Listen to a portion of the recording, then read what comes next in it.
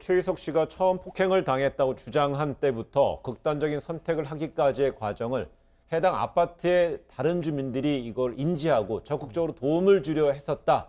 이런 사연도 좀 전해지고 있습니다. 그렇습니다. 이게 사건이 네. 처음 발생한 날은 4월 21일이에요. 4월 네. 21일부터 지속적으로 열흘 넘게 이분이 어려움을 당했던 것 같아요. 폭행도 당하고 폭언도 듣고 뭐 머슴이란 말까지 들었다고 하지 네. 않습니까? 그걸 이제 열흘이 넘어서 5월 3일쯤에 경비실 입구에서 너무 소란스러워서 주민 몇 분이 그걸 보다가 확인하러 간 거예요. 무슨 일이 있는지 확인하러 갔다 그때 처음 알게 된 겁니다. 네. 그러면서 이 5, 6명 정도 되는 지역 주민들이 그 아파트에 사는 주민들이 이분을 도와주기 위해서 관리사무소와 함께 이분에 대한 법적 조치를 좀 도와드리려는 과정에 있었습니다. 그런데 그럼에도 불구하고 이 지금 가해자로 지목되고 있는 이분 같은 경우는 지속적으로 계속 어려움을 주고 뭐 폭언도 하고 폭행도 하고 이러면서 논란이 되고 있는 상황이고요. 그래서 주민들이 작성한 일지에 보면 CCTV에 확인된 내용이나 이런 걸 봤을 때 이분 가해자가 했던 행동이 바람직하지 않다고 봐서 피해자를 도와주려는 노력을 했었지만 네. 이걸 결국은 견디지 못하시고 이렇게 이제 목숨을 끊게 돼서 안타깝다라는 입장을 밝히고 있고요. 네. 이제 가해자로 지목된 분은 근데 또 다른 얘기를 하고 있어요. 지금 뭐 이분이 사실인지 아닌지 제가 모르겠습니다만 지금의 영상만 보면 사실은 가해자가 이런 얘기를 할 수 있는지 모르겠는데 가해자 입장을 제가 전달해 드리면 이렇습니다. 조금만 기다리면 진실이 밝혀진다고 주장을 하고 있고요. 네. 지금은 고인의 명복을 빌 뿐이다. 드릴 말씀이 없다는 입장을 전했고 또 최 씨를 때린 적이 있냐는 기자의 물음에 대해서는 폭행하지 않았다고 부인하고 있습니다. 그런데 네. 저는 그냥 일반적으로 아까 그 영상을 보면 그게 폭행을 안 했다고 얘기할 수 있는 상황인지 모르겠습니다.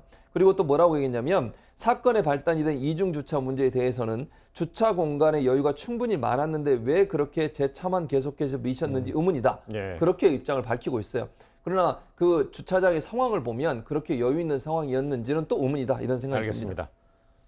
어제 해당 아파트에서 시민단체들이 기자회견을 열고 가해자의 사과와 재발 방지 마련을 촉구했습니다. 2014년에 네. 이 강남구에 있는 한 아파트에서도 이런 갑질을 견디지 못한 경비원분께서 스스로 목숨을 네. 끊는 그런 사고가 있었거든요. 그때 우리가 뭐라 그랬냐면 이런 취약계층 감정 노동자의 아픔을 우리가 공유를 하고 보호망을 만들어줘야 했다 그렇게 얘기를 했지만은 6년이 지나서 그보다 더 가슴 아픈 일이 발생을 했어요. 지금 폭행이 얼마 동안 이루어지다가 또 목숨을 스스로 끊으신 네. 거잖아요. 이게 정말 우리가 앞으로 이런 일을 방지하기 위해서는 단순히 이거를 어떤 개인 간의 감정 문제나 폭행으로 치부를 할 게 아니라 우리 사회 감정 노동자들이 그런 노동권 사각지대에서 어떻게 이게 좀 더 쾌적한 환경에서 자신들의 권리를 보호를 받고 일을 할 수 있게 했는지 그런 제도적, 법적 장치가 뭐였는지 그렇게 반성할 수 있는 기회로 삼아야 된다 그런 생각이 들고요. 네. 지금 시민단체뿐만 아니라 그 아파트 경비원분이 일하셨던 그 아파트에 사는 주민분들도 고인의 죽음을 추모를 하고 있습니다. 경비 초소에 마련된 분향소 앞에는 국화꽃과 고인이 생전에 좋아하셨던 막걸리, 향초들이 이렇게 조촐하게 마련돼 있다고 하고요.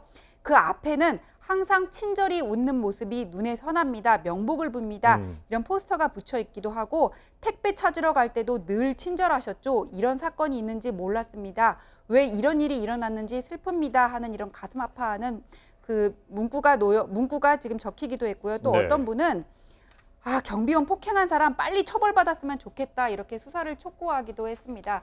이게 지금 많은 아파트들이 요새 이렇게 시스템화되면서 경비원들을 해고를 하거나 지금 많은 분들이 직장을 잃고 이게 지금 사람이 차라리 그 경비원 없이 뭔가 이렇게 시스템화돼 가고 있는 그런 추세에 있는데 사실 사람이 없이는 경비원분이 없이는 불편한 부분이 많거든요. 택배를 받는 것부터 해가지고는. 그래서 꼭 필요하신 분이고 우리가 월급을 준다고 해가지고 이분과 계약을 맺고 있는 거지 절대 갑의 위치에 있는 거는 아닌데 좀 이게 뭔가 상식이 덜 형성이 된 사람들이 착각을 하고 있고 이런 분들에게 아픔을 주는 이런 사고가 일어나고 있는 것 같습니다. 이렇게 폭언과 폭행을 일삼는다면은 주민이 이 경비원에 대해서 이렇게 한다면은 이 입주민에 대해서는 현행법상 처벌이 어느 현행법상 처벌이 가능할까요? 지금 이 사건과 관련해 가지고는 그 고인의 형님 말씀을 들어보면은 코뼈가 부러졌었다 네. 그렇게 아까 인터뷰를 하고 있어요. 그러면 이제 일단 상해죄에 해당하는 것이고 문자에 드러난 걸로 보면은 다른 사건의 진단서를 가지고 협박을 한 부분도 있고 2천만 원을 요구를 했다는 부분도 있어요. 네. 그럼 공갈 미수에도 해당이 되고 머슴이라고 불렀다는 거는 다른 사람이 옆에 누군가 들을 수 있었다면은 그거는 또 이제 모욕에 해당하는 거고 명예훼손이 될 수도 있는 있고요. 그다음에 또 폭행이 될 수도 있는 부분이거든요. 그 폭행이 어느 정도까지 이루어졌는지 모르겠지만 현행법상 이런 것들 해당이 되고, 다만 이게 뭐 경비원과 주민의 관계라고 해서 더 가중 처벌될 수 있는 그런 규정은 없고요.